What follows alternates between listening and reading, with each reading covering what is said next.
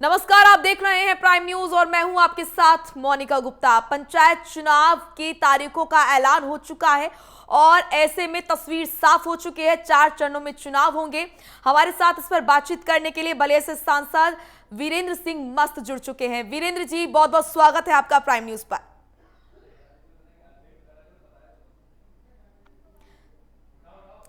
Virendra ji, UP panchayat चुनाव को green signal मिल चुका है और ऐसे में तारीखों का ऐलान हो चुका है। सबसे पहले मैं आपसे ये जानना चाहूंगी कि भारतीय जनता पार्टी की क्या कुछ विशेष तैयारियां हैं पंचायत चुनाव को लेकर। हर राजनीतिक दल चुनाव में भाग लेते हैं। जी। भारतीय जनता पार्टी भी एक राजनीतिक दल के नाते पंचायत चुनाव में पार्टी के तरफ से उसकी क्या भूमिका है तय किया है और पार्टी के लोग इस कार्य को देख रहे हैं। जी। पंचायत चुनाव में अपने कार्यकर्ताओं को किस तरह चुनाव में भागीदारी करनी पड़ेगी, पार्टी इसका फैसला करती है और पार्टी उस कार्य को देख रही है। जी, पूर्वांचल के बड़े चेहरे के तौर पर आपको जाना जाता है, साथ ही साथ सांसद हैं आप, तो आपकी क्या भूमिका रहने वाली है इस पंचायत चुनाव में? देखिए, किसानों के सवाल पर मैं किसान होने के नाते जी। मैं 1991 से सांसद हूँ। गांव, किसान, गरीब और स्वदेशी, ये मेरा प्रमुख स्वाभाविक विषय है। इस सवाल पर मैं हमेशा संसद से लेकर बाहर तक जी। इस सवाल को उठाता रहता हूँ, उसका समाधान भी तलाशता रहता हूँ। अभी पिछले दिनों जो संसद ने, भारत सरकार ने कानून बनाए हैं, कृषि कानून, मैं कह सकता हूं कि अपने देश की कृषि अलग अलग प्रकार की, कश्मीर की खेती अलग तरह की है, कन्याकुमारी अलग तरह का है, गुजरात का अलग है, असम का अलग है, मध्य प्रदेश, राजस्थान, उत्तर प्रदेश, बिहार, कर्नाटक, तेलंगाना, आंध्र प्रदेश, अलग अलग प्रकार की खेती है। छत्तीसगढ़ की अलग तरह की खेती है। अलग अलग प्रकार है तो अलग अलग प्रकार की समस्या भी। तो बहुत सारे किसान इस कानून से सहमत भी हैं। कुछ लोग जो आंदोलन कर रहे हैं उसमें किसान हैं, कृषि क्षेत्र के सामानों के व्यापार करने वाले आड़तिया हैं। उन लोगों को इस समस्या है तो सरकार उसके समाधान के लिए संवाद करने के लिए तैयार है। लेकिन मैं पहली बार देख रहा हूँ कि कोई आंदोलन और आंदोलन करने वाला नेतृत्व पिस्तौल की ताकत पर सरकार को चाहता है कि नहीं, पहले कानून को वापस करिए, इसके बाद हम संवाद करेंगे। मैं उन लोगों से किसान होने के नाते निवेदन करता हूं कि संवाद ही किसी आंदोलन के समाधान का रास्ता होता है। इस देश के बहुत करोड़ों किसान इस कानून से सहमत हैं, तो आप पूरा कानून वापस लेने की बात कैसे, किस अधिकार से कर सकते हैं? इसलिए मेरा पुनः निवेदन है उन लोगों से, कृषि क्षेत्र के आड़तियों से, किसानों से भी कि आप लोगों को सरकार के संवाद करना चाहिए। सरकार चाहती भी है संवाद करना, क्योंकि किसानों के समृद्धि के लिए मैं बहुत दिनों से संसद में हूँ। हम कह सकते हैं किसान होने के नाते कि हमारे प्रधानमंत्री मोदी जी ने जो किसानों के समृद्धि के लिए काम किया है, अभी तक किसी सरकार ने इस तरह का कार्य नहीं किया।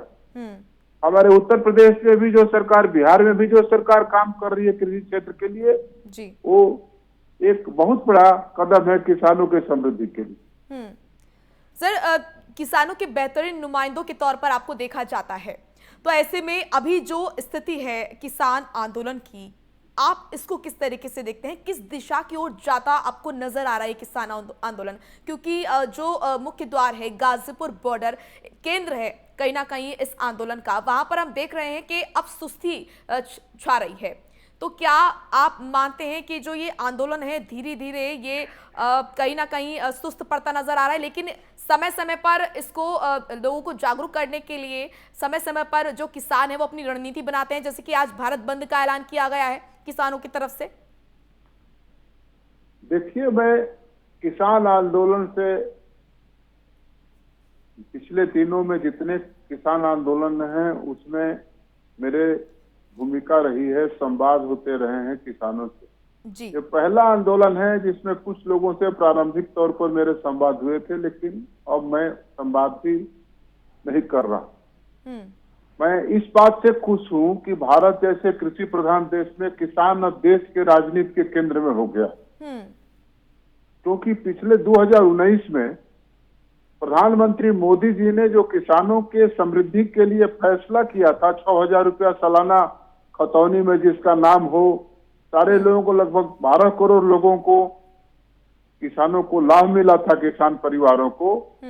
और उन किसानों ने प्रधानमंत्री मोदी जी को बनाने के लिए जिस तरह चुनाव के समय में भागीदारी किया था, वह ऐतिहासिक भागीदारी थी। बहुत सारे लोगों को ये लगा कि किसान देश के समर्थन में मोदी जी के हो गए हैं, तो यह उनकी हमेशा कहीं ना कहीं आंदोलन की एक रणनीति अपना काम करने लग जाते हैं। और उसी रणनीति का हिस्सा है उन लोगों का ये किसान आंदोलन। मुझे चिंता इस बात की है, दुख भी है, यह किसान आंदोलन भरोसे के संकट से गुजरा जी। और इस किसान आंदोलन के नेता जहां चुनाव हो रहे हैं, वहां जाकर इस बात की मांग कर रहे हैं कि भारतीय जनता पार्टी को मतदान मत करो। ये किसान आंदोलन के भरोसे के संकट का बहुत बड़ा दृश्य है। इसलिए मैं कहना चाहूंगा कि किसान आंदोलन जिस दिशा में किसानों के हित के लिए चलना चाहिए था, पूरे देश के किसानों का समर्थन इस आंदोलन को नहीं है। मैं किसान होने के नाते मैं कह सकता हूं, किसान हूं, मैं खुद इस कानून के पक्ष में हूं और करोड़ों किसान इस कानून के पक्ष में हैं। इसलिए इन किसान भाइयों को भी और उनके आंदोलन करने वाले, उनके साथ आंदोलन करने वाले किसान के साथ वस्तुओं के व्यापार करने वाले आड़तियों को भी इस बात को समझना चाहिए कि कोई आंदोलन जनता के दिक्कत को पैदा करने वाला नहीं होना चाहिए। जी। जनता अपने से स्फूर्त तो अपने से स्वयं स्वाभाविक तौर पर खड़ी हो जाती है। अगर कहीं दिखता है तो भारत का भविष्य, पहले का इतिहास भी रहा है और जितने भी किसान आंदोलन हुए हैं, जनता उसके साथ हो गई है, जनता उसके साथ रही है जी। मैं देखता हूं और उनको भी महसूस करना चाहिए कि इस आंदोलन के साथ तो पूरे देश के किसान ने। वीरेंद्र जी, पहले आप बीजेपी सांसद हैं और उससे पहले भी आप एक किसान हैं, तो यहाँ पर डबल जिम्मेदारी कहीं ना कहीं आपके ऊपर है। और यहाँ पर प्राइम न्यूज के माध्यम से आपको तमाम किसान भी देख रहे हैं, तमाम दर्शक आपको देख रहे हैं, देश की जनता आपको देख रही है, क्योंकि संवाद के लिए सरकार के द्वार जो है किसानों के लिए हमेशा से खुले रहे हैं। आप भी ये चीज कह रहे हैं, तो प्राइम न्यूज के माध्यम से जो आप कहना चाहते हैं किसानों को, वो आप कह सकते हैं। क्या वो प्रमुख चीजें हैं, क्या वो प्रमुख बिंदु हैं जो आप समझाना चाहते हैं किसानों को कि इन कारणों की वजह से या इन चीजों की वजह से आपको ये आंदोलन नहीं करना चाहिए? देखिए, मैं किसान पहले हूं, उसके बाद सांसद। जी, मैंने वही कहा कि आप सांसद से पहले किसान हैं। सांसद के पहले मैं किसान जी। उसके बाद बीजेपी का एक वैचारिक कार्यकर्ता हूं और सांसद। जी, इसीलिए आप पर जो जिम्मेदारी है वो और बढ़ जाती है। हाँ, इसलिए मैं किसान भाइयों से मैं कहना चाहता हूं, मैं पहले भी आपको बता चुका हूं और बार बार संसद में भी इस बात को मैं रखा हूं जी कि देश की अलग अलग प्रकार की खेती होने के कारण से अलग अलग प्रकार की समस्या भी है। इनकी कोई समस्या अगर है, पंजाब के कुछ किसानों का, कुछ हरियाणा के किसानों का, कुछ पश्चिम उत्तर प्रदेश के किसानों का, तो उनको, चाहे और भी प्रदेश के किसानों का, तो उनकी समस्या के समाधान के लिए सरकार पूरी तरह प्रयत्नशील है। संवाद होना चाहिए, बिना संवाद के कोई समस्या का समाधान होता तो नहीं है। बड़े बड़े समस्या, दुनिया के सब समस्याओं का समाधान संवाद से होता रहा है। ये समाधान क्यों नहीं होना चाहिए? सरकार जब इनसे पूछती है कि आपकी समस्या क्या है, ये बताते नहीं है। आप संवाद करके अपनी समस्याओं को बताइए। मैं किसान होने के नाते हमको बुलाइए, मैं जहां बुलाते हैं मैं चला जा सकता हूं जी। और मैं कई बार इस तरह के किसान के आंदोलन में सामने उनके बिना जाकर बात भी किया हूं कि समस्या क्या है उस समस्या का। अब यह समस्या कि इस कानून को वापस लो तब हम बात करेंगे, तो मैं खुद भी और बहुत सारे करोड़ों किसान इस कानून के पक्ष में हैं। उनको आप क्यों नजरअंदाज कर रहे हैं? और उनका क्या होगा जो इस कानून के पक्ष में है? आपके इस कानून के बनने से आपकी जो समस्या है उसका समाधान संवाद से होगा और सरकार इसके लिए तत्पर है। मैंने आपके कई इंटरव्यूज देखे हैं और कई बार आपको ये कहते हुए सुना है कि जो विपक्ष है वो किसानों को कहीं ना कहीं बहका रहा है, बरगला रहा है। तो क्या आपको वाकई ये लगता है कि किसान इतने भोले हैं या फिर किसान इतने नासमझ हैं कि वो विपक्ष की बातों में आ जाएंगे? दरअसल 70 साल 75 साल के आजादी के बाद 6 साल 7 साल मोदी जी की सरकार जिस तरह किसानों के पक्ष में उनके समृद्धि के लिए फैसला किया है, जी। पिछली सरकारें इस तरह के कार्य को नहीं करती रही। तो किसान को सरकार से विश्वसनीयता का एक संबंध पहले से भी नहीं रहा है।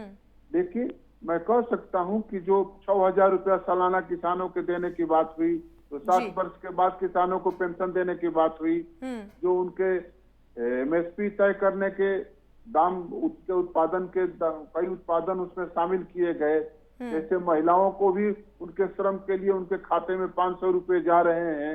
जल संरक्षण का काम हो रहा है, गोबर खरीद की अभी फैसला हुआ है, पूरे देश में गोबर खरीदे जाएंगे। इन चीजों को, इन बुनियादी चीजों को समझने की जरूरत है और इन बुनियादी चीजों को समझा है मोदी जी ने, और उन्होंने देश के समृद्धि के लिए किसानों को समृद्धि बढ़ाना आवश्यक समझा है। ये लोग, जो विपक्ष के लोग जो शंका पैदा कर रहे हैं, उसका बड़ा कारण है कि 2019 में भारी मात्रा में किसानों ने लाठी बजाकर इस मोदी जी को प्रधानमंत्री बनाने का एक संकल्पित फैसला किया था, इसलिए ये लोग बेअकुल हैं, दूसरा कोई बात नहीं। अब बंगाल में चुनाव हो रहा है, मैं वही आपके पास आ रही थी इसी बात पर कि बंगाल के चुनाव पर जरा बात कर लेते हैं। प्रधानमंत्री नरेंद्र मोदी के नेतृत्व में धुआंधार चुनाव प्रचार हो रहा है और यहाँ पर बड़ी चुनौती के तौर पर जो सत्ताधारी पार्टी है टीएमसी, उसके सामने भारतीय जनता पार्टी को देखा जा रहा है और दावा किया जा रहा है आपकी पार्टी की तरफ से 200 सीट जीतने का।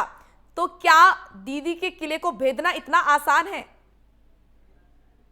देखिए, भारतीय जनता पार्टी 1984 में 2 सीट जीती थी जी।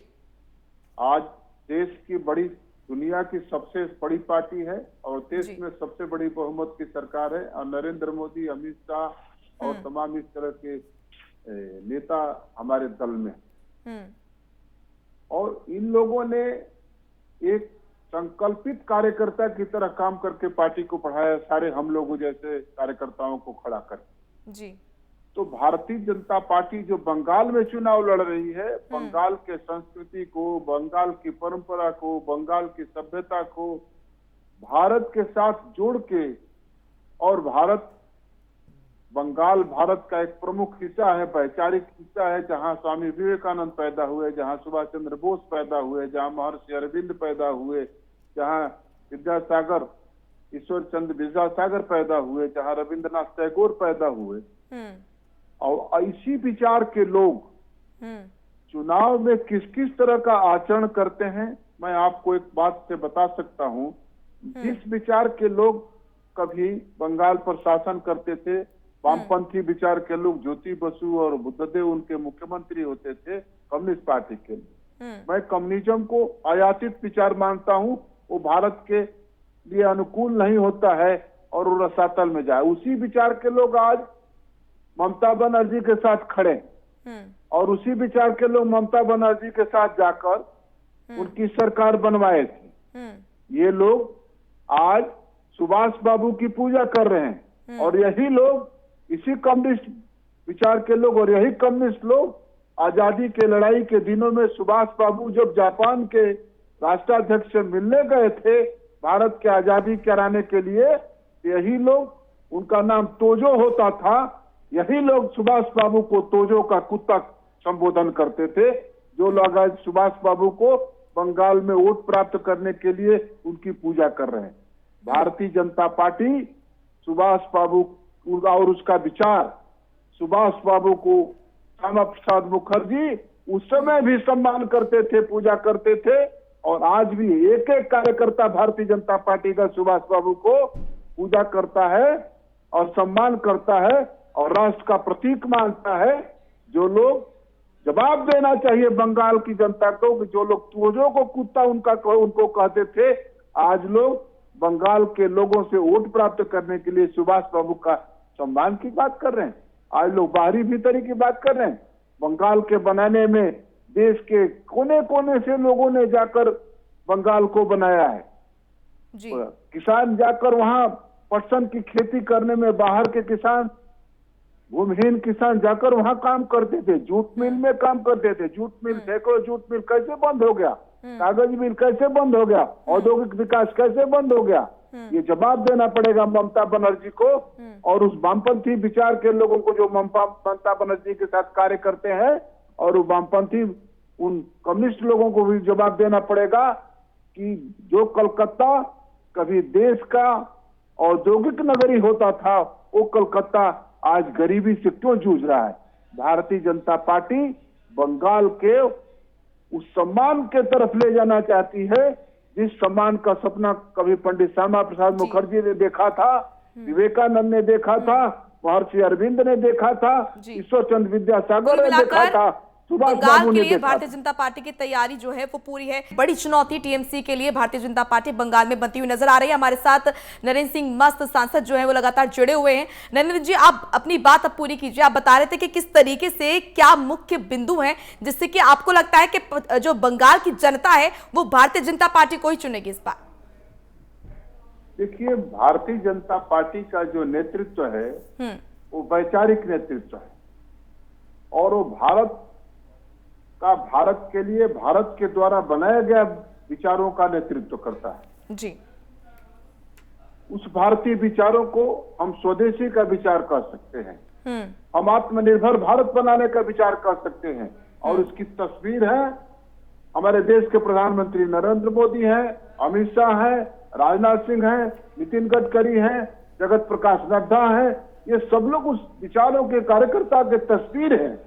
इसलिए मैं कह सकता हूं कि भारतीय जनता पार्टी एक विचारों की पार्टी है और उस विचारों के कार्यकर्ता ही भारत को आत्मनिर्भर भारत बनाने के लिए बंगाल में भी अपने कार्य को कर रहे हैं और बंगाल में सरकार बनाने का संघर्ष कर रहे हैं।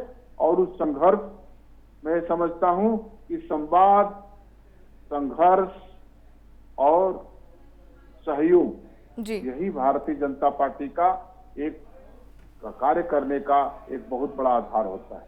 जी बिल्कुल, और बहुत सहयोग की बात है जिस तरीके से आप बता रहे हैं कि संघर्ष भारतीय जनता पार्टी भी कर रही है और तमाम जो महत्वपूर्ण मुद्दे हैं उन पर आप लड़ रहे हैं बंगाल का चुनाव। बहुत सहयोग की बात है यहाँ पर कि जो यूपी पंचायत चुनाव का जो रिजल्ट है वो भी 2 मई को आएगा और बंगाल के चुनाव का रिजल्ट भी 2 मई को आएगा। कैसे इस सहयोग को देख रहे हैं, कैसा रहेगा आपके लिए 2 मई का दिन? देखिए, ये तो चुनाव आयोग का फैसला है कि 2 मई का फैसला बंगाल को भी आएगा, केरल का भी आएगा, तमिलनाडु का भी आएगा, असम का भी आएगा, उत्तर प्रदेश के पंचायतों का भी आएगा। जी। तो चुनाव आयोग ने फैसला किया, उस फैसले में अपना कोई भूमिका अपने नहीं। जी। लेकिन मैं कह सकता हूं कि भारतीय जनता पार्टी के विचार को देश की जनता ने जिस तरह स्वीकार किया और उसके विचार के कार्यकर्ता नरेंद्र मोदी को का नेतृत्व जिस तरह भारत ने स्वीकार किया है, आने वाले दिनों में यह विचार आगे ही बढ़ता जाएगा क्योंकि ये भारत के समृद्धि का विचार है, भारत के सबल होने का विचार है, भारत के स्वाभिमानी होने का विचार है और यही आत्मनिर्भर भारत के निर्माण का भी विचार है। मैं इस बात को कह सकता हूं और इसी संकल्प के साथ हम संवाद कर रहे हैं और संघर्ष कर रहे हैं और सहयोग कर रहे हैं। बिल्कुल, यूपी पंचायत चुनाव पर मैं वापस लौटूंगी। यूपी पंचायत चुनाव भले ही छोटा चुनाव है लेकिन ये सभी देख रहे हैं कि तमाम जो पार्टियां हैं वो जोर शोर से तैयारियां कर रही हैं। क्या इसीलिए क्योंकि भारतीय जनता पार्टी का जो फिलहाल जो दबदबा उत्तर प्रदेश में दिखाई दे रहा है उसको हिला पाना कहीं ना कहीं बहुत मुश्किल है और चुनौतीपूर्ण है। तो क्या ये माना जाए कि तमाम जो पार्टियां हैं वो क्योंकि ज्यादा एक्टिव हैं, छोटा चुनाव जरूर है, इसीलिए भारतीय जनता पार्टी के लिए भी ये चुनौती है बड़ी? देखिए, ये छोटा चुनाव नहीं, सबसे बड़ी भागीदारी करने वाला, जनता की भागीदारी करने वाला चुनाव पंचायत का चुनाव होता है। बिल्कुल, और तमाम पार्टियों के लिटमस टेस्ट के लिए लिटमस टेस्ट के बराबर है। गांव सभा के सदस्य से लेके, ब्लॉक सभा के सदस्य से लेके, जिला पंचायत के सदस्य से लेके 3 स्तर पर इसके चुनाव होते हैं और सबसे बड़ी भागीदारी का, जन भागीदारी का ये चुनाव होता है। जी। इसलिए इस चुनाव को छोटा चुनाव कहना मेरे समझ से मुनासिब नहीं होगा। और इस चुनाव में हर दल के लोग तैयारी कर रहे हैं। राजनीतिक दल को चुनाव में तैयारी करना ही चाहिए। भारतीय जनता पार्टी भी एक राजनीतिक दल के नाते इस चुनाव की तैयारी जरूर कर रही है और ठीक से कर रही है। और मैं जो पहले आपसे कहा कि जिस विचारों के कार्यकर्ता हम लोग हैं और उस विचारों के कारण से भारतीय जनता पार्टी है, इस देश की जनता ने उस विचारों को स्वीकार किया है। और इसलिए स्वीकार किया है कि आत्मनिर्भरता के लिए, स्वावलंबन के लिए, समृद्धि के लिए यह विचार है। उस विचार के पक्ष में उत्तर प्रदेश के पंचायत चुनाव में भी मतदान होगा। मैं इस बात को पूरी जिम्मेदारी के साथ कह रहा हूँ। जी। वीरेंद्र जी, गांव के अलग मुद्दे होते हैं। गांव की जनता के लिए भारतीय जनता पार्टी ने क्या वो कार्य किए हैं जो कि इस पंचायत चुनाव में जो जनता है वो भारतीय जनता पार्टी को फिर चुनेगी? पहली बार गांव के मुद्दों को समझा है भारतीय जनता पार्टी। जी। गांव, गरीब, किसान, झोपड़ियों का इंसान, नारियों के सम्मान को भारतीय जनता पार्टी ने अपना मुद्दा बनाया। और भारतीय जनता पार्टी विचारों के कार्यकर्ताओं की पार्टी है। इसलिए मैं कह रहा हूं कि जो कहती है वो करती है, वो दिखता है। गांव की तस्वीर बदल रही है। गांव से खेत को जोड़ो। प्रधानमंत्री सड़क योजना में, मनरेगा की योजना में देखिए कैसे कार्य हो रहा है। गांव में रहने वाला गरीब जो झोपड़ियों में रहता था, टूटी हुई झोपड़ी, उसके गर्मी, उसके बरसात, उसके जाड़े उसी में बीतते थे। आज प्रधानमंत्री आवास योजना में हमारे उत्तर प्रदेश के मुख्यमंत्री महाराज जी ने जो मुख्यमंत्री आवास योजना शुरू की है, उनको आवास जो मिल रहे हैं, तो वो यह सोचकर आश्चर्य में हो जाता है जी कि एक ऐसी भी सरकार है जो हमको आवास दे रही है, उसमें शौचालय भी दे रही, उसको पानी पीने के लिए हैंडपंप भी दे रही है, उसमें मुफ्त में बिजली भी दे रही है। जी। उसी तरह किसानों के लिए हमने किसानों के आमदनी को बढ़ाने के लिए ऑर्गेनिक खेती शुरू किया है। जी। गंगा के किनारे, उत्तर प्रदेश का बहुत सा बड़ा इलाका गंगा के किनारे होता है। 5 किलोमीटर के दायरे में ऑर्गेनिक खेती होगी। जी। गोबर की खरीद के लिए पूरे देश में भारत सरकार ने स्वीकृति दी है। किसानों तो की कुल मिलाकर वीरेंद्र जी, भारतीय जनता पार्टी ने गांव की समस्याओं को समझा, गांव की जनता को बहुत कुछ दिया, और इसीलिए आपका ये कहना है कि एक बार फिर यहाँ पर इन चुनावों में भारतीय जनता पार्टी की जीत होगी। बहुत बहुत शुक्रिया आपका। सुनिए, गोबर की खरीद से क्या समझ, गोबर की खरीद से ऑर्गेनिक खेती का रकबा भी बढ़ेगा। जी। किसान अपने गोबर का पैसा मिलेगा उसको, और उस गोबर को अपने खेत में डालकर ऑर्गेनिक खेती भी करेगा। जी। और सबसे बड़ी समस्या ये खत्म होगी कि जो छूटा पशुओं से खेती का नुकसान होता था और छूटा पशुओं के कारण से सरकार के खर्चे बढ़ रहे थे, जी, लोगों के पशुपालन करने का बिल्कुल भी बढ़ेगा। और इन तमाम गांवों पर जनता जो है 2 मई को मोहर लगाएगी। देखना बहुत दिलचस्प होगा। बहुत बहुत शुक्रिया आपका वीरेंद्र जी हमारे साथ जुड़ने के लिए। तो ये थे बीजेपी सांसद वीरेंद्र सिंह मस्त, जिन्होंने बताया कि आगामी पंचायत चुनाव को लेकर इनकी क्या कुछ तैयारियां हैं।